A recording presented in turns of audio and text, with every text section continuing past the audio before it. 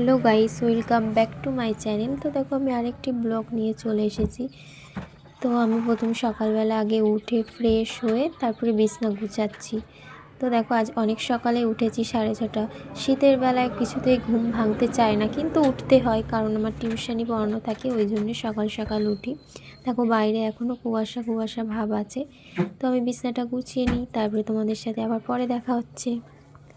দেখো বিছনা গুছানো হয়ে গেছে, তারপরে আমি বারান্দাটা ঝাড় দিয়ে নিচ্ছি।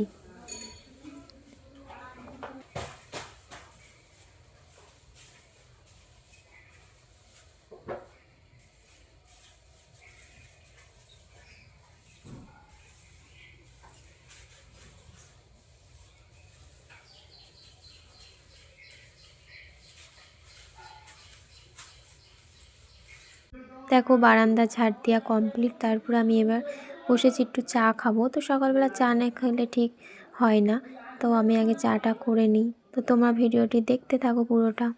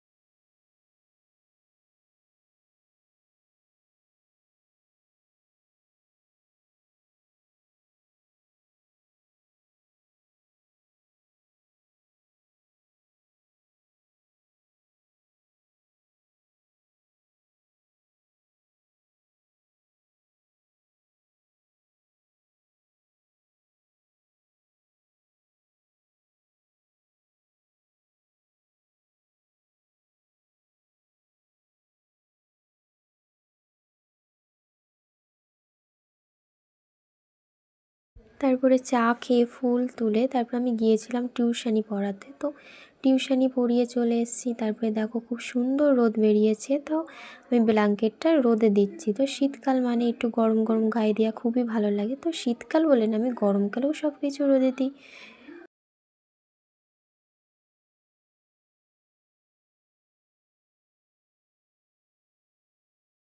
তারপর দেখো বাবা দোকানের জন্য মাল নিয়ে এসছে, দুধ বিস্কুট। সেটাই ভিডিও করছিলাম যে দেখো কি কি নিয়ে এসছে, আরও অনেক কিছু নিয়ে এসছে।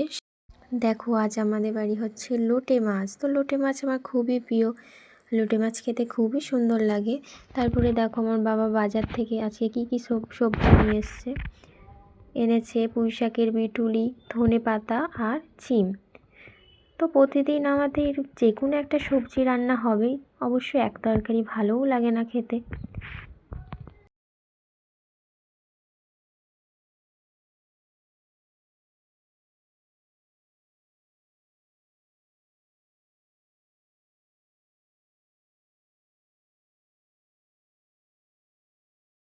আজকে আর কোনো কিছুই সবজি কাটাকুটি করে মাকে হেল্প করা হয়নি, কেননা আজকে বৃহস্পতিবার, একটু পুজো দিতে লেট হয় ওই জন্যে।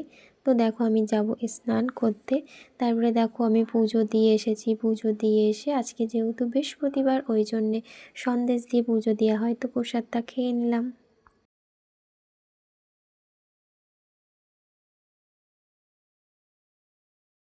দেখো মার রান্না করাও কমপ্লিট হয়ে গেছে। লোটে মাছের ঝাল আছে এখানে, আর এখানে হচ্ছে ভাত আর পুঁই শাকের বেটুলি।